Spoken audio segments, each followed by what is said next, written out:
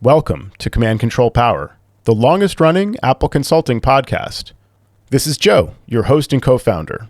For over 10 years, we've produced weekly episodes featuring epic tales of tech support and troubleshooting, discussions about managing our clients and businesses, and interviews with colleagues and vendors. Our weekly podcast blends thought-provoking discussions on hot tech topics with solutions and anecdotes from the field.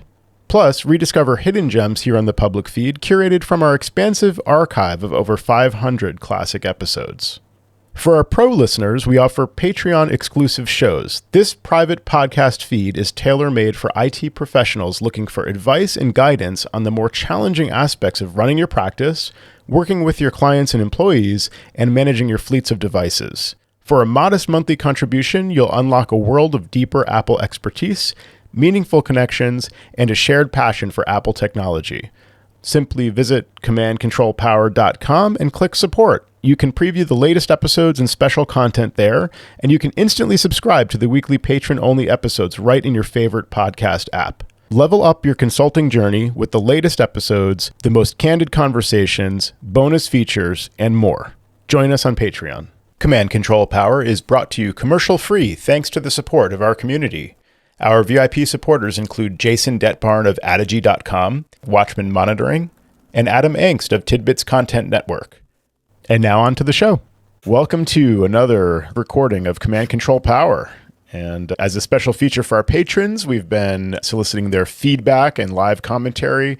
So if you are a patron, just look for that message on Patreon when we're recording, and you can join us for the live engagement with us, live commentary. We feature some comments in the live show, and this broadcast will be public. So our regular listeners will be hearing this as well, and you'll be hearing about feedback we're getting from our patrons during the show. Welcome to Command Control Power. Nice to see you guys again. I got to work on my appearance, Joe. Little nip and tuck here, a little more hair, maybe some extensions in the front. I don't know. Dreadlocks, I'm thinking maybe. I love it. Yeah. All good ideas. Yeah. Just week by week, we're going to see this. You're going to see you cycle through that stuff. That's good. Or maybe just the rainbow wig. I'm thinking I could just go with that and stay with it. Nice. This is why I just throw on a hat, Jerry. Right? I just don't bother. I just throw on a hat and I'm good. I actually forgot I had to be ready for video today. So yeah, not exactly fully ready. So to kick us off here, we had a question from one of our patrons, and I think we'll just kick this around since this is really top of mind for a lot of people these days. Of course, the Vision Pro was just released last week. We're barely a week in, not even a week into the public release there. And our patron, Victor Orley, asked a question. Do you think Vision Pro will be a success or not? Great question. Personally, he thinks that it'll be the biggest flop since Lisa. I thought that was an interesting reference. You could go with Ping. You could go with... There aren't a lot of flops, right, from Apple. But can you guys think of any other big flops from Apple? The stereo that Steve Jobs introduced. The hi-fi? iPod the hi-fi, yeah. Wow. Yeah. Wow. I have a client who had one of those. They had it for a long time after it was no longer current, and they would bring it on site, and it sounded good, but yeah. Now we've got the HomePod. I think Steve was quoted, he had a multi-component hi-fi system in his house in that minimalistic old-time mansion that was recently torn down a couple of years back. And he said that about the hi-fi, he goes, this is going to replace my entire stereo system. This box. Really? It was fabulous. Yeah. It's just, it's just mind-boggling. He was great with stuff like that. He could, the reality distortion field, he could say something like that and you believed him. And it didn't matter if he believed it or not. He believed it. He believed what he said, basically, That's whether right. it made sense or not. He could sell ice to Eskimos. Yes, exactly. Exactly. Classic. Sam, I see you're not wearing your Vision Pro, so do you have one on order? What's your take on that? I've been seeing all this social media. I mean, they're all setups, but people walking through New York City with their Vision Pros or sitting on the subway and doing stuff. So ridiculous. But yeah, I don't think it'll be a flop. I know a number of people that have plunked down the money already. I was a little surprised, to be honest, but I don't think it's going to be a flop in comparison to what the others that are out there, the Quest by Meta and all this other stuff. They're not, at least from my market audience that I've seen, they're not massive sellers, but they get out there. And that's probably, you're going to see a niche audience of people that can spend $3,500, which is a lot of coin. Right. I don't think it'll flop. I think it needs to be more price conscious if it's going to get a lot of adoption, though. Yeah. Don't you think that likely that they're signaling that almost by calling it the Vision Pro, Apple Vision Pro, that implies there'll probably be an Apple Vision at some point. Then maybe soon. I was, of course, tempted to try to some way to justify, and this is what stretch even for me. I need to know how the new technology works. I have these one or two clients who I know they're going to ask me, and my reason is it's too expensive, but I don't want to say that to a client. I can't afford it. It's too expensive to certain clients. And I also don't want to say I don't really care about it. I do care about it. It looks really interesting. I would love to have some personal experience with it. But one of my reasons for not justifying being there on day one was I bet they'll probably come out with a Vision regular, a Vision amateur, a Vision non-pro, whatever that is, in 6 months or something. I really wouldn't be surprised if it followed pretty quickly thereafter. I could be totally wrong, but yeah, to your point, if it comes down in price to $2,000, now you're in iPhone price range. Right. It's not that crazy to think about that. I think it's entirely possible. And I think you're probably on point. We will see the lesser version of that. It's just, obviously they want to sell these, so they'll move these for a bit as much as they can. And then we'll see the common folk version come out, the one that we're going to buy, probably. Exactly. Yeah. Yeah, I'd love to try the Pro. I think it looks really interesting, and it sounds like the sound quality is going to be awesome. As a productivity device, it seems really interesting. Of course, what everyone in our kind of world is talking about is being able to just look at the screen through the Vision Pro and tap connect or pinch connect or whatever we're calling that gesture now, and then just have a big screen. And then I could walk into the other room and just be doing work in that room, and I can, and so on a plane, obviously, as everybody says, it seems interesting. The one thing that I found curious, it makes sense, but you know how the Vision Pro is supposed to be specifically fit to you, and you need to have the right measurements and everything like that, and it can also go according to a prescription if you have eyeglasses or anything like that. I was reading something about in education where this could be an interesting tool for education for kids to use, but it's not meant to be a shared device. Because of the custom fit. So it's not like you can buy one for a classroom and have kids test it out. So that's interesting there. It's not meant to be that sort of a solution. So it's not cost effective in education. Right. Again, at least not in this version. Maybe the next one will be just take off the glasses, pop them on, and it's got a rubber band back. All good. Yeah, but optically, how would they do that? I don't know. To your point about the prescription part, of course, there's also the fit. It's really important that it seals out the light seal. I don't want somebody else's light seal on my face anyway. So I'm going to need a custom one of those in my prescription and whatever. Yeah, it is a tricky product. It's basically the most personal product Apple has made. And we thought AirPods were personal and the watch was personal, but this is a whole new level. Well, dude, AirPods are personal. I'm not putting someone else's in my ears. That's true. Gross. Yeah. What about you, Jerry? Are you tempted? What would your price point be that would get you? Yeah, let me get a piece of this. So you're looking at a guy who has trouble spending $8 for an egg on a hard roll with cheese. I'm from the days where the egg and the hard roll should be about $3.95. I might pay $5, but if I go into a sandwich shop and I'm hungry, I'm not going to pay $8. You're going to walk out? I'm going to walk out. And we're looking at over $3,000. That's a tremendous amount of money. Amount of money. And we're talking about a product that's really not scratching an itch that needs to be scratched. People made some unfair comparisons. Oh, well, the first iPhone wasn't up to par. And I look at the first iPhone now and I think, how could I ever use that? It's not a fair analogy. The iPhone, out of the box, you can make a phone call. And that was the number one thing that it was supposed to do. Yeah. So my feeling is it's a luxury device. It's a lean back device, right? As you pointed out, Joe, and Sam, it's possible for us to do productivity on it, bring it into an educational environment. But we're looking at 2028, 2029. We've got the roadmap on this. We've got a long way to go before it's even approachable for. And people are saying DC comes out and they're going to have time to spend with this and do some coding. You're going to see a lot more development for this. And this is all true. But is it going to flop? No, I don't think so. I think there's going to be a market for it. But I applaud someone or friend of the show, Lucas Acosta, was very excited on Slack. He pointed out that he was getting one and he got it and he's excited and he took a picture of the case and the case is really nifty for it. And these are all lovely things. It's not for me. Well, other people pointed out about that case. It looks awesome. The travel case, really well designed. But I thought it was interesting. It's huge. How are you? It's a beautiful case, very well designed. But then you have to put that in a backpack, and that takes up the entire space of your backpack, only so you can put these goggles on the plane and do a couple hours of work before the battery dies. Maybe you've got a second one. I don't know. And just, I don't know. I could just use my laptop. It does seem a luxury thing to have this big, beautiful screen. It is a pretty great luxury, though. The idea of watching a movie in that space, it's very appealing to me. I see. Here I am trying to justify it again. Yeah, but, you're working. Speaking of, you need one, Joe. You need one. I do need one. Yeah. Adam Rice points out that Anil Dash has a good take on this. The Future Vision Air, or whatever it's called, will ditch the external eye displays and complexity and mostly be a very large smart display. So that's again, that's the main thing we're focused on, is this concept of just a very large smart display.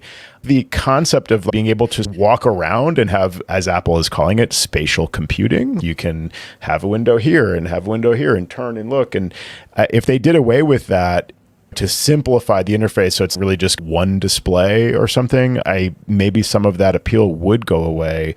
But I do think that that's the core function, is just being able to not have to have a physical screen to wear the screen on my face. That's a cool idea. And I'm pretty impressed with Apple for actually solving that. And if they could do that for less money and a lighter weight, more simplicity, which of course is the way that things will go inevitably. It's just a question of how much time we need. But yeah, I would find that pretty appealing to have that. Sam, would you be comfortable podcasting video now that we've moved to video with Joe's avatar?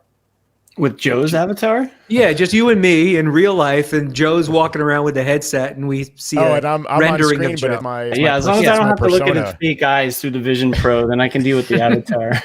That part to me was one of the most interesting aspects about it. It's in the time of post-COVID, Zoom is Zoom is becoming, or has become, a word for making a call. Everyone's just doing video, face-to-face video. To engineer this entire device to go on your face so that you can see in this spatial reality world, spatial computing world. And it actually ironically makes the one feature that people want to use, that you're saying, Jerry, with the phone, the one feature is it makes phone calls. This thing, actually, the one thing it can't really do as well is make video calls. So they had to engineer their whole concept of a persona and an avatar that they're generating now, because they want to show you without the thing on their face that you have to wear in order to be in this environment that they created. It's just such a weird situation to be in. It's not the same with wearing AirPods. It's not the same with anything else. Yeah. Very strange. Do you think there will be some down the road, even a year from now, 6 months from now, some sort of a killer app where everybody's going to see this and they go, oh, now I need to get it? Because I have an idea. I want to hear controversial from Jerry for sure. Maybe you're going to say porn, Jerry. I don't know, but that's exactly what I was going to say. That's expected, not controversial. I know. That's it. But wait. Now that you let the cat out of the bag, because that drove the online video industry. Oh, good just point. Put the VHS out of business, and all of a sudden we were looking at little QuickTime movies, and then the porn industry drove online video. So I'm wondering if that's going to drive the technology forward, that unmentionable thing. I think it's entirely possible, all joking aside. Yeah. You know, I was just thinking how funny it is. I'm looking at my comments. I hope people read the timestamps on my comments, because I said I'd pay for that upgrade in the comments. And I hope they don't align it with Jerry's comment about porn. It's too funny. Good point about timing. Yeah, to make an interesting point there, Jerry. That is a driver. It's an industry, whether people get it or not, and clearly a fully immersive video device would seem to pair well with that, and it may drive the technology therefore around it. I was just going to say, spatial computing is the killer app. The concept of having screens around you and being able to look around and change your focus by turning your head, and now you're looking at this window. window and then turn over here and you've got the window right where you left it. Some of the other demos, having a kitchen timer that's sitting on the rice as it's cooking. You can walk in the other room and then to go check the timer, you walk into the kitchen and you look at the pot of rice that's cooking or whatever, and there's the timer showing right above it. That's one of the few kind of augmented reality features. Joanna Stern mentioned that. I don't know if you saw that, where she had two timers going and she could place the timer over the object on the stove. That's very cool. You know, for $3,000, I'm gonna buy it. Yeah, no, all you have to do is walk around with this thing on your head, and then you have timers wherever you need them. It's not quite a killer app just for that one feature. But we mentioned pornography as possibly driving it, or just entertainment. So Nana can go to Branson, Missouri, and she can see the Osmond Show with this thing on her head. Interesting. Or see Tool, Joe. I was just thinking Joe would get it for an Inoculum concert. Yeah. No, you wouldn't have to go, Joe. You could stay home in your. That's right. Yeah, no, I would sign up for that. If I could pay $20 for a Tool concert that has some level of 3D and exactly. So that would be pretty cool. Again, these are all ideas. At some point, it adds up to maybe it's a compelling upgrade. I think the other thing that's compelling about it, again, as Adam Rice said in the chat, is that, and I think he's quoting Anil Dash again, is that the Vision Pro is in the range of a high-end display. So if you're thinking about, I have a laptop, I really wish I had a big screen, you could have a big screen and so much more. And if you're considering the price of, certainly it's quite a bit more than the Apple Studio display, but if you're looking at the XDR, okay, maybe I think that he did some math here as well. Okay, so Studio display plus XDR display divided by 2 is $32.99. I guess that way you could have multiple screens. Maybe that's what makes it an apples to apples comparison. I don't know. That's the most compelling thing, is if you're considering dropping several thousand on a display and this could take the place of a display. It's a lot to ask, though, to keep this big thing strapped on your head, though. I think until I buy it and use it for hours at a time, I'm not sure I'm going to be able to decide if that's really something I want to do. Exactly. All in due time. I think we're all on the same page when it comes to expecting the next iteration of this and it being more applicable to, or just more in line with financial aspects of what we can afford and all that stuff. So it's interesting to have this early conversation. And I think we have these thoughts about it on the technology side as well as the financial side. But we all know we're going to get something in the near future that will be, okay, I'll plunk down that $2,000 or $1,500 or whatever. Yeah, Guillaume has been contributing a lot here to the chat, as did Adam Rice. And the thing that both of you guys are saying, though, is we're still speaking to an edge case. No one that I support has gone out and bought a $3,000 monitor. And I know there's people out there that do that, but that's not the middle of the road. Yeah. Right now, that's a great point. Yeah. So I think you're referring to the XDR, the Studio Display XDR, Jerry, right? And Adam was, yes. Yeah. And Sam, have either of you guys had a client buy one of those? I don't think I've had a single client buy one. Yeah. Not one. So that's a really good point, Jerry. And even I have a photographer client who, is highly dependent on his monitors, and he has 4 of them actually. So there's 2 on the desk and 2 mounted. I've mentioned this client before, 2 mounted on the wall. So he has this command central of these 4 screens. He does his editing and reviewing and stuff on the 2 that are in front of him. And for client reviews where he's showing the photos to the client who's going to be buying prints and digital images and things like that, he's also using the ones on the wall. And even in his case, he bought the Studio Display because he just couldn't justify spending, what is it again, $6,000 or $7,000? If you need the stand, if you need the Visa mount, whatever, it just all adds up on that XDR. If he didn't buy even one of those, there's clearly not a huge market for that. So that's actually a great point. Guillaume also says that one day there'll be a Vision Pro you can rent an airplane specifically for business class. I think that's a great concept, but again, the hard part is what's your prescription, how does your face fit. Now Apple could partner with an airline, let's say United, and you could, as you buy your plane ticket, and as a little add-on they try to sell you an extra bag or access to the lounge or whatever it is after you check out, they could offer you to scan your face and have your Vision Pro all ready to go, ready and waiting with your prescription and your special light shield ready to go. So in theory, they could do it. And of course, it would be sanitized and whatever ahead of time. It's not a bad idea. Again, from the airline's perspective, they buy one for a few grand. They buy a selection of all the things. They're obviously partnered with Apple. So Apple's maybe taking on some of that. And then they just rent it out twice a day for the next year. I think they could make some pretty good money doing that. And Apple, it's in their interest to do it as well, because they would introduce a lot of people to this concept. And people were going to say, first of all, if you're buying a first class airline ticket and you're renting the Vision Pro, you're probably going to go home and buy a Vision Pro at that point, and you probably have the money to do that. So it's a really interesting point from Guillaume in the chat. And that's the upgrade I would pay for, just to be clear. Got it. Nice, Sam. Yeah, me too. That's a great way to try it. Imagine being able to rent it for a flight when it would count, or if Apple rented them for a week or something. I think I would do that. I'd pay a couple $100 to rent it for a week just to see if it's really something that'd be compelling, especially if they would put that $200, let's say, toward the price of buying the thing if I do decide to buy it. A rent to own kind of deal. So, well, that's what they had to drive, right? When they finally got some traction with the Mac, in order to get the traction, they had people take it home and test drive it. Yeah, exactly. I wonder You'd if have to see it. Yeah. Yeah. Speaking of the first Mac, Guillaume says that the first Mac would have cost 10 grand these days. So that's another great point, that this stuff does come down in price. And at first it's a really pro market and it's a high end thing. And then of course it comes to the mainstream. And Apple's always been great with that as far as what they call affordable luxury. It's the iPhone is an affordable luxury. I could use a flip phone. I could use an Android, but it's a premium to have this beautiful thing that I can carry around every day. So, I don't know how beautiful it is. It looks pretty, especially in a case.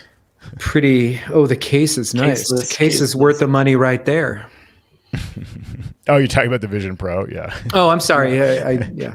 The iPhone is a nice looking thing, but oh, sure. Yeah, I got one of those. Yeah, those are exactly. Well, and we can complain about those too. But I had a couple little, I don't know, what do you have for our listeners here, Sam and Jerry? Well, I had a quick question, actually, just semi-related to this. Not really, but I was just having a meeting today. I'm just wondering, how often, if you guys have a Zoom or Teams or whatever meeting, how often are you guys dressing up for that meeting, or are you at all?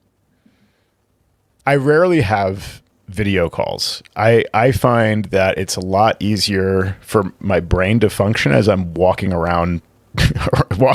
So I'll be in front of my screen. I'll be troubleshooting with the client and talking to them on the phone. Obviously, we all do. And we get into more of a narrative thing, and I stand up and I'm walking around. I'm explaining something to them. They're asking me questions. I'm answering. So I have the flexibility of just moving around. I don't know. It's just the way I work. And if I have to stay fixated on the screen and feel I'm on display to the client, I find that uncomfortable and it is less effective for me. So I avoid video calls if at all possible. I do have a couple recurring ones with certain clients, but yeah, I do plan for those. I don't go too crazy, but yeah. I would wear a shirt with a collar. Yeah. I know it's this old conversation because when Zoom all started to kick off with COVID, I was just thinking about it today because I don't try as hard anymore, even with clients that are more formal. I could tell. Yeah, see? Thanks. Nice zinger, Jerry. Yeah, so even today, I had a bi-weekly call with a client. I'm who cares? I still do my job well. Who freaking cares if I'm wearing a collared shirt or not? So yeah, I just don't care as much anymore. So I was just curious, as we were feeding off of the Vision Pro conversation, where you have an avatar in that case, where how you present yourself these days, and if that's really changed over the last couple of years since COVID. Yeah, it's a good question. That's a good point. I'm thinking way back 20 years ago, I would order we've talked about on the show, I'd order the polo shirts or the button downs from the ACN. I would do custom orders or I'd order my own. And it was good branding, and it was good to look professional. You're going to people's, offices and things like that. So you certainly don't want to be the worst dressed one in the office. You're going to show up at a client. And it's the same idea. Jerry says wear a collared shirt, something that just presents. That's something that people can see. They're looking at basically your neck up. So it presents, I care about you as the client. I care about this call. I planned ahead. I'm not just showing up in whatever I was wearing. Yeah. Real quick side note. I did severely overdress one time in person. I went to this big behemoth company where we were supporting a little department, which we've done in the past. And that we dress in suits and ties, 3-piece suits and everything like that. And we went to the boardroom or to the conference room, and everyone came in pretty casual. Guys, what is this? They're basically making fun of us, like the way we were dressed. So you got to chill out. It's just a normal meeting. But that's when I realized that you could also overdo it. Yeah, that's a good point. Yeah. You don't want to be the worst dressed. You also don't want to be the best dressed in the office because it look a little ridiculous to have I do have something technical to feed off this, though. Sorry, but I was just thinking about this too. Have any of you guys ever set up Zoom rooms? A Zoom room, that function of Zoom called Zoom rooms? I've heard of it, but I don't. Tell us about it. What do you do with that? Yeah, so I just did a couple. I've worked with them, but I've never set them up until recently. So I was curious about it because a client was asking me, what is this functionality? What does it do? And I'm shoot, I really don't know much about it right now. But we helped them source out some Logitech equipment for the camera piece and the microphone and all that stuff. And I'll probably go into that story another time in depth. But I learned a lot of amazing things about it and also some difficulties. Basically, the Zoom room acts as basically your calendar reservation for that conference room. So you could use a Logitech device or even an iPad, but the Zoom Room app would be locked into there. And as long as you set it up on the back end with, let's say, 365 or Google, and with 365, there's PowerShell stuff, which I really am not good at. But anyway, as long as you set it up, then you have a resource in there and you can literally create an event and say, I'm booking this conference room with this Zoom meeting, and it creates the meeting, puts it on that conference room display, and is booked for the room. And it's really, I used to see this just in fancy buildings, but it's really a great way of having a small company can set this up and have real cool functionality through the conferencing. And then on top of it, you come in, you have your room reserved, you start the meeting from the tap pad, it goes on the television with the camera and microphone that you purchased.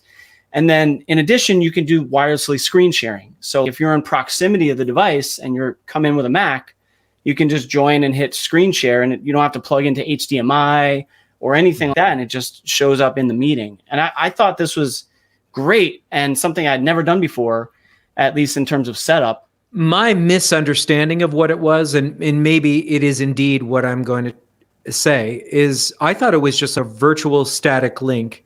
It was permanent. It was as permanent as a virtual room could be. And that at any point, people could jump in onto that and have a conversation. I suppose you could do an ongoing meeting, but this was more structured to be bookings for certain people, and you had to reserve the room and the resources within it. But yeah, one of my clients just built out an office space with 2 conference rooms, and they wanted the Zoom rooms, and that's where we had to scramble to learn really fast and understand how to get it out, which I'm sure we've all done. But in the end, I actually tried not to sound too surprised because I was helping her remotely doing the final touches. And she's, oh, great, it works. Oh, that's awesome. I was truly surprised. I was like, I got it. Like, it worked. But I was trying to hide my surprise because I know what I'm doing. But it turned out to be really fascinating. I get it. It's just a little bit expensive for the hardware side if you got to, shell out for the fancy camera and mic and all that. The camera, the mic, the screen, unless you already have that stuff in your conference room. But yeah, then it's probably got to be compatible. Yeah, that's interesting. Cool. Thanks for bringing that to our attention too, because I've heard the term, and I'd have to scramble even just to be able to talk coherently about it with a client. If they were asking me about it, I'd be Googling. So that's it's a good little tutorial. That's fantastic.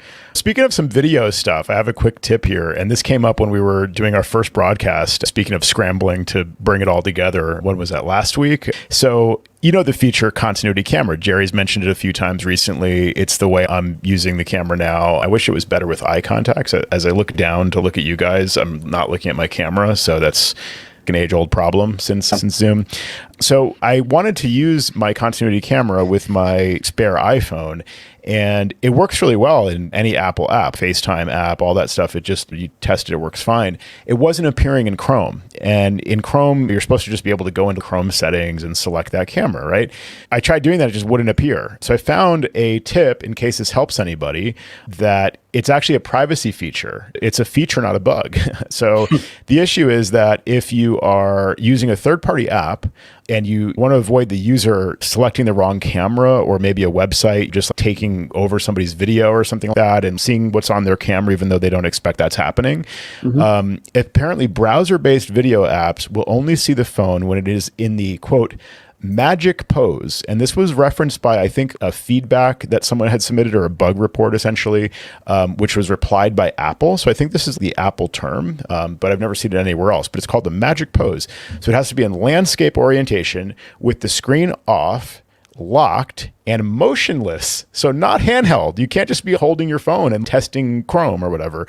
You actually have to basically set it up and leave it in landscape mode locked and have the camera be unobstructed, apparently. So those are the kind of magic incantations to do. When they talk about swinging the dead cat or whatever, it's actually you need to hold the phone steady in landscape, mount it, have the camera view be clear, and have it be locked. And then with all that magic done, it will actually appear in Chrome in the settings, for example, and other browser-based apps. And apparently it also will allow it triggers the automatic camera selection. So even if you do have Apple apps, FaceTime or Photo Booth, for example, when the app decides to use your continuity camera by default, if it's in that pose, essentially. So if it's on your desk and it's obviously not a good view of you, then it's not going to use that. But if it's in this magic pose, it will actually use that camera primarily. So the magic pose of the phone, keep that in mind in case it happens to you and a client. Yeah. That's great. We got our show title now. The magic pose.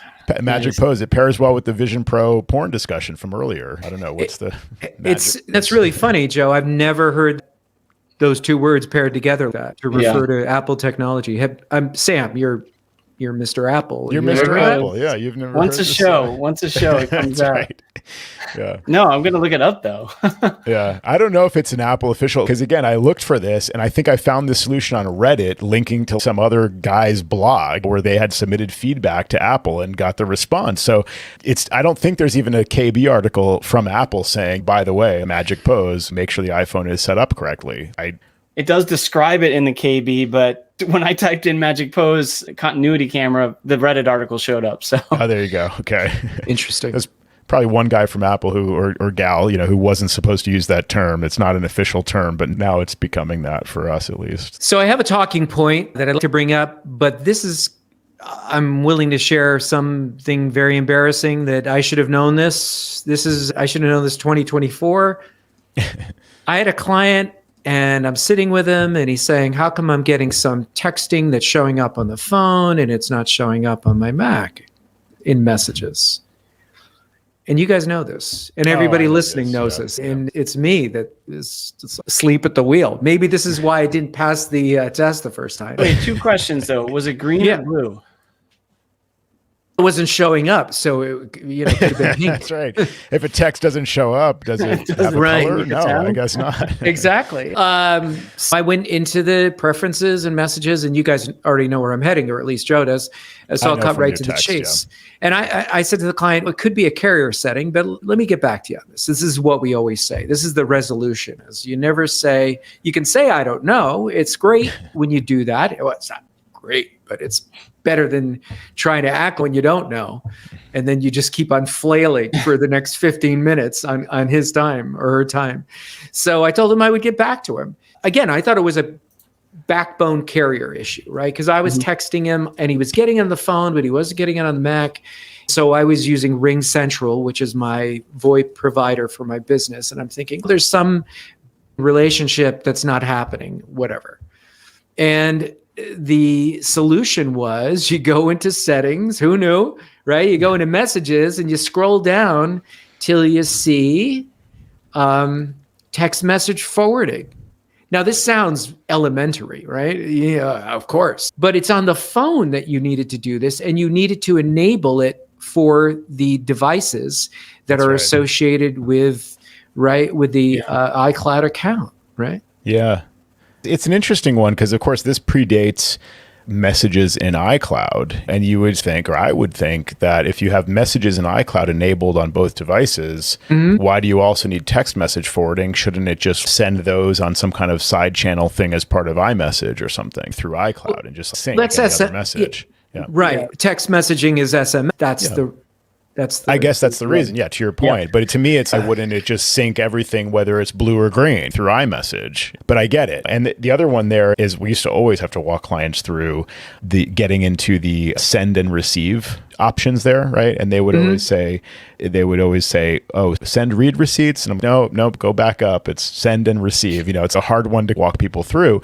And I had this come up recently where they weren't, let's see, what was the issue? On the Mac, they weren't getting any messages, and their phone number wasn't an option. They were signed into iMessage, but they weren't getting any of the messages, and they had messages in iCloud enabled. They weren't getting green or blue messages on their Mac. So I had them go in here and look for send and receive. I think it's there, but you have to say, use your Apple ID for iMessage, or maybe it's not there until you select that. But that was the issue, is that they, at some point, had gotten signed out of using their Apple ID for iMessage, and they had to, of course, say yes to that. Then they had all the options. But I've gotten tripped up by that text message forwarding one also, for the same point you mentioned, where it's, why is that a setting that you have to enable on the phone?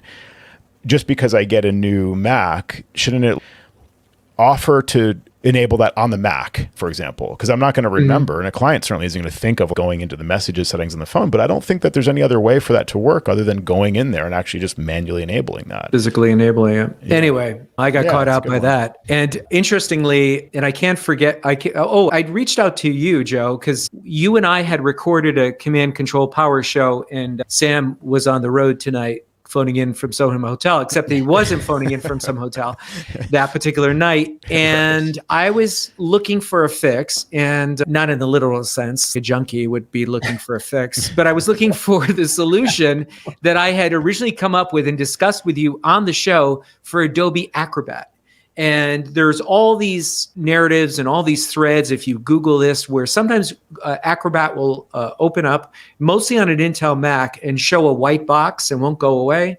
And sometimes it'll be when you quit the app, the white box will show up. And there's all these different incantations. And so I was looking for the solution that I provided on the show, and I couldn't find it. And then I had to go back and find the show and got the solution. And that actually wasn't the solution, but it was one of the things I needed to try. But here's my talking point for tonight. I use Hoodoo, which is a repository for client passwords. So you can set up separate instances for your clients, and you can track anything you basically want. It's an open book, and you have to do a little bit of manual work setting it up for the things that you want to track. But a client can have access to this. They can have for free, they can have read access. You pay a monthly fee to Hoodoo, and you can either host it yourself, or you could have Hoodoo offer a cloud hosting. And it came up in the discussion most recently on the Hoodoo channel on Slack. And Matt Wostoff, who was actually on the show years and years ago, manages a very large IT company. And we were talking about the discussion of liability and what would happen if somehow the Hoodoo hosted instance was compromised and the passwords were leaked. There was an ongoing discussion about the justification to self-host it, because if you self-host it, then you're responsible for it, and the buck stops with you versus relying on this company that's offering you this service. And my contention was, for a company of my size, which is basically single member LLC that I am, and I would imagine this might apply in both of your cases, that if you were using Hoodoo, it would almost make more sense from a liability standpoint to have Hoodoo host it. And if there was some sort of a data breach and your client's data was exposed and your client legally came after you, that the liability would subrogate to the company that you contracted with to host the data that was promising you that the data would be secure. Whereas if you were self-hosting, let's say on a Synology, spinning up a Docker container or whatever. Docker container, thank you. And let's say Synology had some sort of a bug in their code and people could penetrate onto your network through some backdoor, or somebody came in and just took your Synology from your network rack. Yeah, that's your responsibility, right? To your point, right. Versus 100%, 100%. So it's going to, either way, it potentially could put you out of business, but I think self-hosting there's a real liability there. Yeah. That's much more dangerous, I would think, especially for a small business. But do you have any legal paperwork that says that we're not responsible for third-party software or anything like that? Because I put that in my contracts to make sure that there's no question that it's not me. No, I do carry insurance for accidental loss of records. Basic insurance, nothing super fancy that I pay a lot of money for. And I think that's $1,000, $1,200 a year. So it's not like I got some super duper. Jerry, can you tell me do we have a firewall?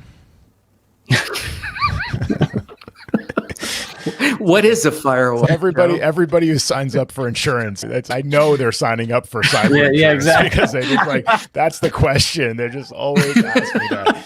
Do we have a firewall? I don't know. I don't manage your network. I don't know what's going on. Oh, that's so funny. I've gotten those same exact questions. Just give me the paperwork. Just exactly. Just please copy and paste, because this is interpretation you're making of whatever they asked you by phone that is a game of telephone is not going to work for me.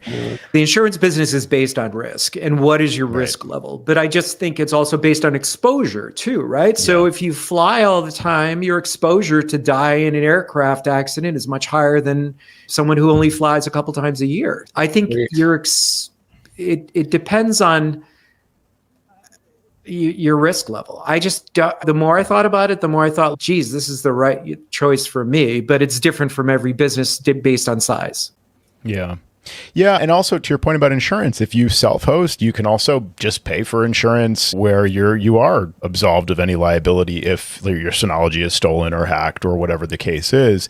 I still don't want that kind of feeling of liability or responsibility to my clients that I screwed up, or probably it's not because I screwed up, it's just because of the nature of technology. Somebody hacked into something I wasn't responsible for, but I was maintaining or whatever.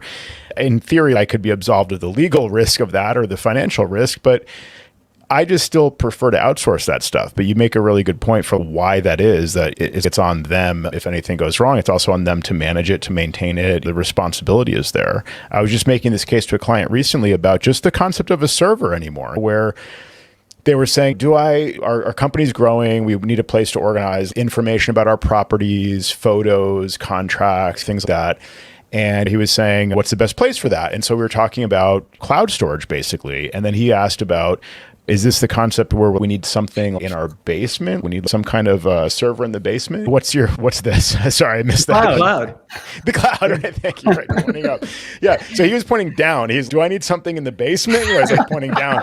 And I'm no. So that's pretty old school to even wonder about that, because especially now, and mainly for this reason, I was explaining, that means then you need to basically contract us to manage and maintain that thing in the basement, whatever it is. We can't be sure that your internet's not going to go out. So maybe your internet goes out, you can't get to it remotely now. Maybe the power's out, whatever. Plus, you have to connect to the server and then access the stuff that's on the server versus cloud syncing services. And of course, there's ways of doing this with Synology and whatever, Drive, Cloud, whatever, Sync, whatever.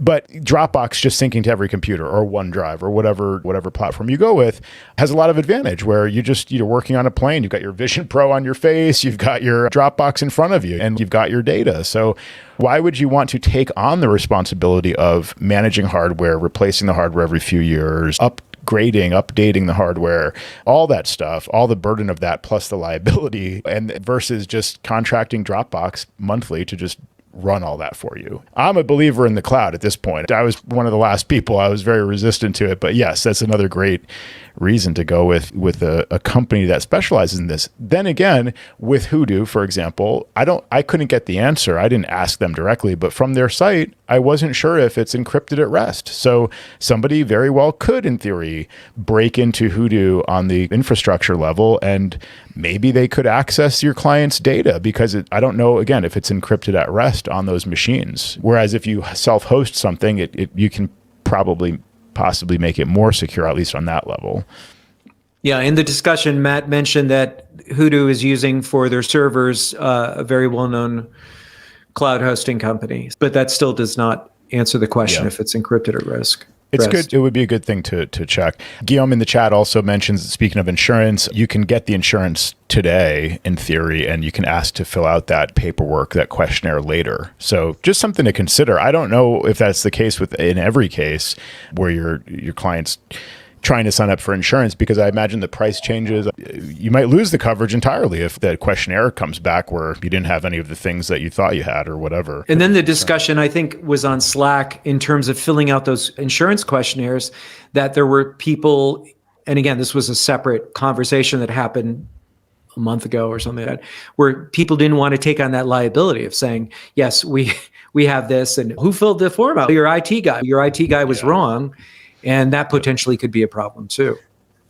Yeah, I have to do that stuff verbally. I think to your point there. Yeah, let's go through the form together. You're going to fill it out and you can even tell them it's a liability thing. You don't want to take on more liability by you filling out the form. I think that most clients would understand that, and that they would be filling it out under your guidance, but at least you're one step removed from that. I think that. Yeah, that's not my handwriting.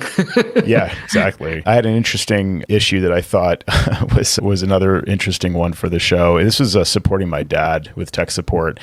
So I get this. These are always good. I know. I've been getting more of these lately too. And it was a well-formed request from my dad. He said, he called me and basically said, hey, I lost my first home screen. It's empty. My first home screen is empty. And I said, what do you mean? And it's on my iPhone. It says it just has my background. I said, you see anything? What do you mean empty? Is it a black screen? Let's say, it looks my background, and then I just see edit at the top. And I'm, oh boy, this is a mystery. I don't know where this is going. Tell him to put in a ticket.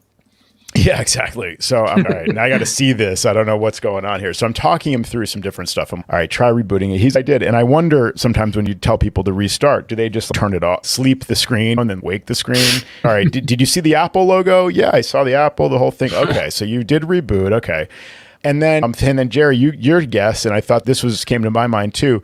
Is he looking at a screenshot of something? What did he set a screenshot to the background? I don't know. I'm just somebody's punking your dad on his phone. Yeah, totally, exactly. I'm just who did this? How did this happen? And I said, all right, plug it into the Mac. Oh God, I hope they have a cable for his phone over there. So he plugs it into the Mac. I open up QuickTime Player, and I see that he's not looking at a home screen. He's looking at the Today view. So the Today view is to the left of your home screen, of your main home screen. And the issue was that he wasn't seeing his stuff when he turned on his phone. He wasn't seeing his first home screen. He was disoriented. He was looking at his second home screen. So he was swiping to go left to try to see the one that's to the left of the second one, which would be the first one. And instead he's seeing the Today view rather than seeing his first home screen. So this is the confusing thing about trying to sort out what a client is describing you. He's telling me his first home screen is blank, but actually his first home screen wasn't even there. He's swiping left or swiping to the right or whatever, and he's seeing the Today view, which didn't have any widgets or anything in it, and he's just seeing edit at the top because it was empty.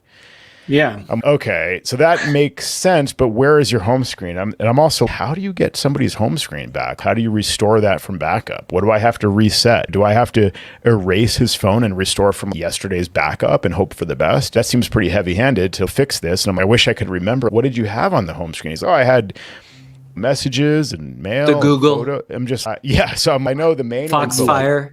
And then it's going to be a series of questions for the next week. Where's my this icon? Where's my that icon? Right. So I need to figure out a solution here. So can I ask one quick question here before you? Yeah. So if you were able to connect with him using the Splashtop app for the iPhone, could you have? I could have, but I was using QuickTime Player on the Mac, so I was able to see his screen. Same deal, but also I think it's a little better sometimes because don't those time out? Splashtop times out after a couple minutes or something, and you have to go back to the app to No? Okay. I've had that. I don't know why. I've seen that in some cases. They can accidentally hit the stop broadcasting button inadvertently. Oh, maybe that was in. They had to go back into it. Yeah. I don't use it as much as I should, but QuickTime was working well. And again, just seeing it, I was, that's the Today view. That's not, because you can see the dots on the bottom when you're looking at the home screen. You can see which kind of dot you're on. So I'm seeing that he's actually on the new first home screen essentially, and therefore when he swipes, he's looking at the Today view. So that was a big clue. So then I realized he lost his first home screen. So I'm literally Googling iPhone home screen missing. So I don't know is this a feature? What is this? And sure enough, I found an Apple discussion page, and I'm sure there are many, referring to this feature of iOS 14. Oh, and later, you can hide your home screens. Cool. Great. So you can hide your home screens, and you can then therefore show your home screens. So the solution was, and I'm walking my dad through this, so you touch and hold an empty area of your home screen. You tap the dots near the bottom of your screen. So you can do this. So go to you might uncover some lost home screens here, Jerry. So you can go into edit mode of your home screen, basically, of your, what do they call it, the board. And then I want to step ahead. I want to step ahead, just our typical clients. Exactly. And all right. So you can see the screen I'm talking about, right? It's got all your home screens, and then you can choose which ones to hide and show. So well, you can also minus one out completely. So all those icons. Oh man. Yeah. And that's why I was telling him, okay, tap the circle to turn it on, to put a check there. And he goes, I don't see a check. I see a minus. No, don't hit that. No, that's all I need. I just deleted my entire home screen. So yeah, that was a fun one. So that's a feature, and it's good to know about in case your clients call you with a big mystery. That's fun. Wow. Yeah. Interesting one. It's a good one. Yeah. My dad, he does sometimes call me for tech support, but my only recent story about my dad is his addiction to Facebook Marketplace. And in that addiction to Facebook Marketplace, he lives an hour and a half from me. He's always finding stuff that's near my house. And he's, hey, can you go to New Canaan and pick up this thing outside this person's front door? No, I cannot do that. You can tell them to pick one or the other. Do you want tech support or courier service? I love him though. He's always finding some cool stuff out there. It's interesting. It's his retirement hobby. He loves finding deals on Facebook Marketplace. And what's mostly is he looking for? It's a lot of anything that looks an amazing deal. He sees an Apple Watch. He's like, I got it for $30, but it says enter your iCloud. I'm, oh no, Dad, you just bought it's activation locked. You're screwed now. But it was only $30. That's why. So, they had 50 of them there. I could have bought any one I wanted. And will he flip this stuff typically, or he's just excited to get it? I think usually he just is excited to get it, or he'll give it to somebody because he knows they need something. And so he does that a lot. I think he gets joy out of that, actually. He likes finding something that was a good deal, but also that someone needs. So he just got a coffee pot for my aunt because hers broke, and he found an amazing deal on a really nice coffee pot. So she's happy, he's happy. Well, whatever suits your fancy. As long as I don't have to pick it up, I'm good. Definitely. All right, I got one more to wrap us up here. This is just a cry for help. I need an answer on this one. So maybe there'll be a solution by the time we get there. But so you guys, do you use lock screen messages when you manage a computer? You have a client policy, and maybe you want to say property of ABC company or something like that. Have you guys used that? Yeah. So you can push that out as a configuration profile to manage the lock screen. And you can do other things too. Set the screensaver, choose a desktop background, things like that. But basically what I do is I just choose a message, a lock screen message, so that clients, when they reboot, they'll see that message. So I had this freelancer client who was working for a client of mine and had their personal Mac enrolled at the time. They were an intern or just doing freelance or something like that. And they needed access to certain company resources. So we enrolled them in the company policy, including, again, this lock screen message. So it basically said on her personal computer, property of the company name, call my company for support, basically. And that's fine when she was working there. And then when she left, we unenrolled her Mac and we thought all was well. And then she follows up months later and says, I'm still seeing my computer is owned by this company, blah, blah, blah. Can you remove that? And I said, or basically she was concerned it was still being managed. So I said, let me double check. No, it's sure enough, it's unenrolled from management. So it's not being managed in any way. That's just a lock screen message, which we've seen sometimes doesn't go away for some reason. So I said, you can go into, of course, system settings, lock screen, and then you can choose the message, show, I think it says show message on lock screen or something, and you can set that message or turn that feature off right there on the lock screen settings. So I gave her those instructions and I set her mind at ease. It's not being managed in any other way. You can just delete it there. It's just a remnant of the management. So she tries that and follows up. Again, months go by, and then she follows up and says, that never worked. I don't know what's going on. I even tried upgrading to Sonoma now, and it still didn't go away. I went to Apple, and they said, oh, maybe you're still enrolled in MDM management.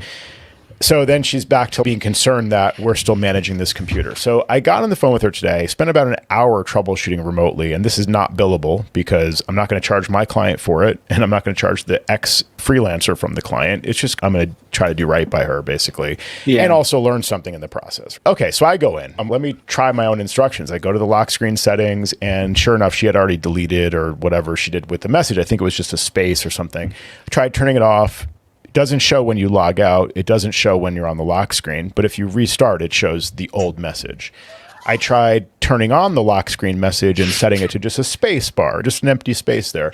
Tried setting it to a message, test message kind of thing. And then, you can get that to display on the lock screen or when you log out of the user. But when you restart, it shows the old message. Where is it getting the old message from? I think, so as soon as I first saw that, I thought this has to be a file vault thing. And I said, is it possibly a file vault enabled? Because this was every time we restart, I'm disconnected, blah, blah, blah. So I'm asking her to check some things. She says, no, I don't use that. I said, I don't know, what could it be? I'm testing different things. I reconnect. I go in and I check. And sure enough, she does have file vault turned on. So that was exactly what the issue was. So we turned off file vault. We restarted. It doesn't show the old message. We can change it to anything we want. It works. So, of course, I don't want to tell her, no problem, just turn off File Vault, because then someday in the future, something happens and she says, my tech guy told me to turn off File Vault. What's the logic behind that? Why does File Vault defeat that? It's because the File Vault screen at login, that login window is a pre-boot thing, and it's in firmware, or I guess it's part of the recovery partition. This also changed. Sam, Mr. Apple probably knows more about this. Mr. Apple, this also changed relatively recently. So Sam, what am I trying to get at here? Because it used to be an EFI firmware thing that was part of the extensible firmware interface from Intel. That was the thing that would load the File Vault screen, and it would save that desktop and that banner and whatever as a static thing. Your icons, all that stuff was recreated in low-level firmware that was it was trying to look the normal login window, but it wasn't. And my understanding is now, is it using the actual OS or something? Can you say more about that, Sam, at all? It still is. I hate the way this is Mr. Apple gets put on the spot for these things. This name is the worst. It still has a pre-boot volume. So I think maybe the disconnect from MDM probably, maybe it has to go through one reboot at some point while still connected to be able to see that message going away. But it does have its own separate preview volume still. So you might have to remove the lock screen message first while it's still enrolled and reboot, in theory, something like that. I've seen that before. I don't know if this particular one, I don't know if this is the answer, but I have seen that before where sometimes I have to remove it from the scope of the policy or whatever it is before unenrolling it. Oh, interesting. And then it's gone. Oh, there my thumbs up went. And then it's gone once before the unenrollment occurs, and then it's out of the loop. But I've seen that rarely. I got to be honest. I haven't seen it a lot. Yeah. Of course, as I'm searching, I'm finding all kinds of references to this going back 10 plus years where, if you used to be able to, I guess you still can, manage lock screen message with a command line command, basically a default write command, I think.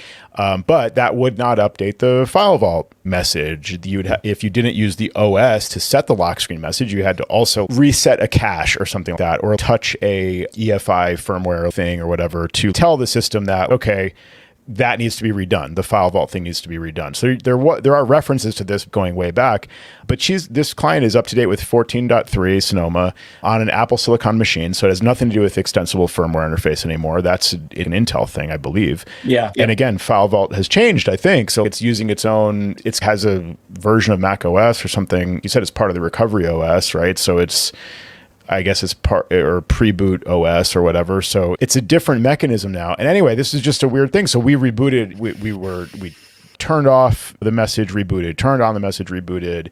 We even at one point changed her desktop background, because I'm like, how does the desktop background get set on the File Vault login window versus the main S level setting? Maybe if I just change that and then it'll just fix it or update it, it'll update the whole thing.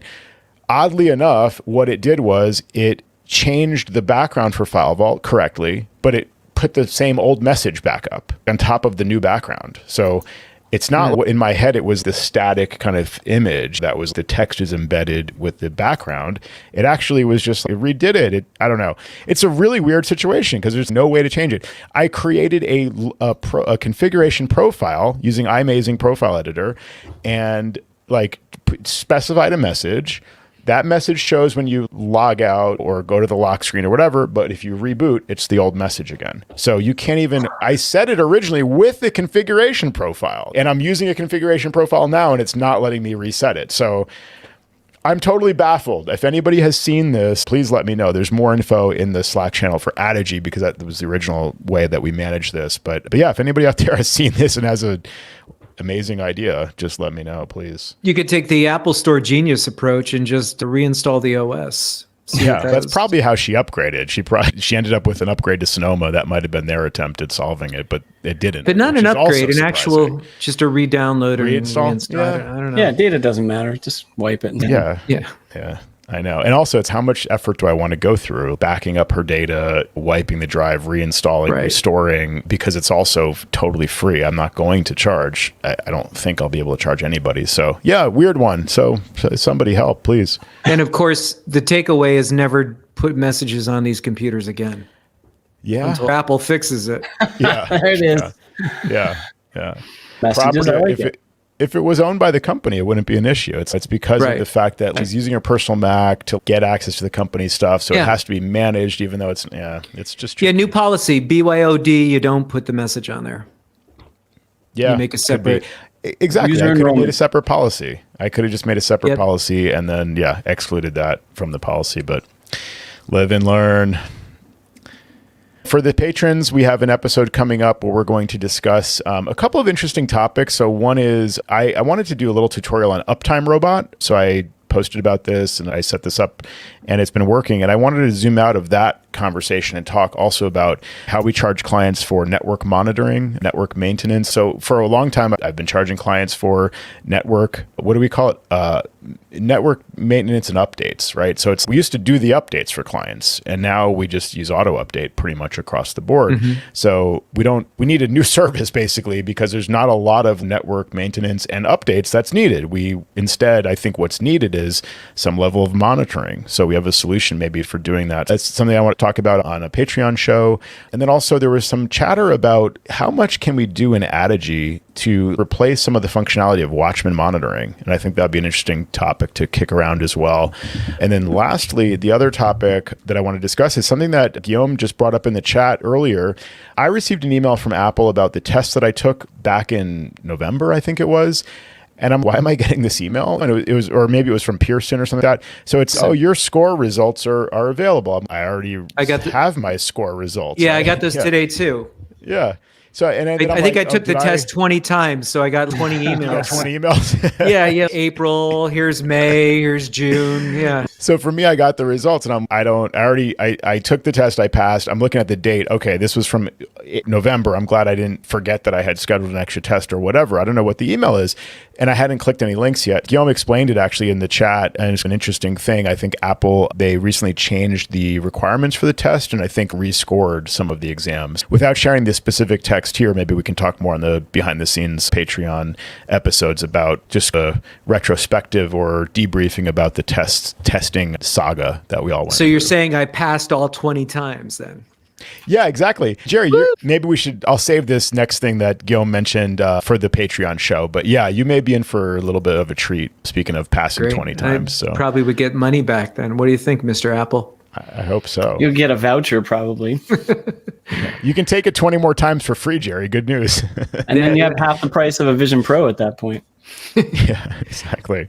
Well, thanks everybody for joining us on this live recording and for listening to Command Control Power. Check us out at commandcontrolpower.com and also click on support if you want to participate in the live show recordings and all the other special features and behind the scenes episodes that we record. Special thanks to the following community members whose strong monthly support has sustained us for all these years. Ryan Gowdy, corecompetent.com. Weldon Dodd, kanji.io. Richard Wingfield, envisiondesign.net. Adam Rice, askadam.io. Mac Admins Podcast, podcast.macadmins.org. Tim Nyberg, themacguys.com. Michael Thompson, origin84.com. Matthew Waples, waples.net. Tom Puls, boxit.tech. Jerome Potters, pitpro.nl. Steve Sorbo, macsos.biz. Andy Espo, callandy.com. And Nate Sinal, weareascout.com. Thank you all very much, and thanks to our patrons at every level of support. Command.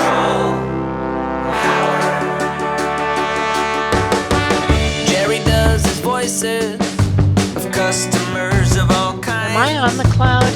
Joe spins his deeply detailed yarns all the time. I have a whole story about this. Sam is on the road again, phoning in from a hotel. At least we know where I am. Half a century combined of Apple expertise right now. Right now. My Mac is slow. Have you tried restarting? Well, the fans won't blow. Have you tried restarting? But my data is gone. Have you tried restarting? I dropped it